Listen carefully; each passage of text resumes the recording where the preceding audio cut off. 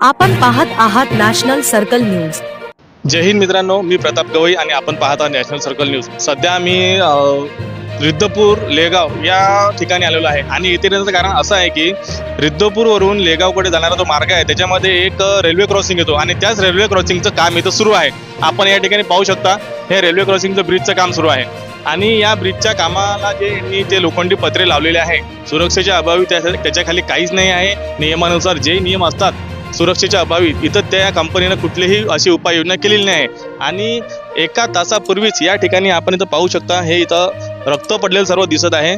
या ठिकाणी एका 30 ते 35 वर्षाच्या युवकाचा दुर्दैवी हे प्लेट पडून मृत्यू झालेला आहे।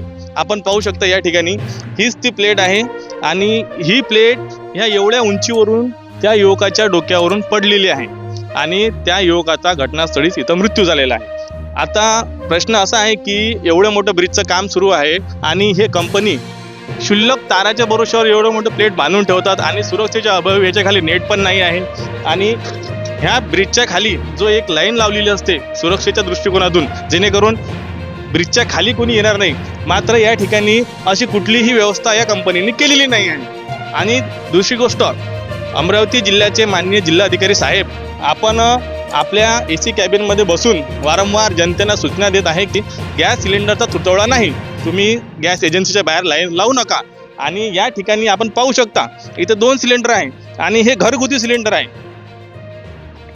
हे आहे HP कंपनीचं घरगुती सिलेंडर आणि या सिलेंडरला यांनी हे पाईप लावून इथं कटर मशीनच्या साहाय्याने इथं हे काम करत आहे।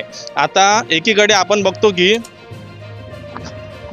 सर्वसामान्य जनतेला गॅससाठी लांब अशी रांग लावावी लागत आहे लाईनीत, आणि दुसरीकडे आपण बघतो की या कंपन्यांना इझिली एकदम इथं उपलब्ध होऊन जाते सिलेंडर।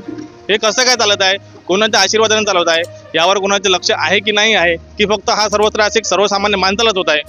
आपण आमच्या चॅनलच्या माध्यमातून सर्व तुम्हाला माहिती देत राहू। पाहत राहा नॅशनल सर्कल न्यूज।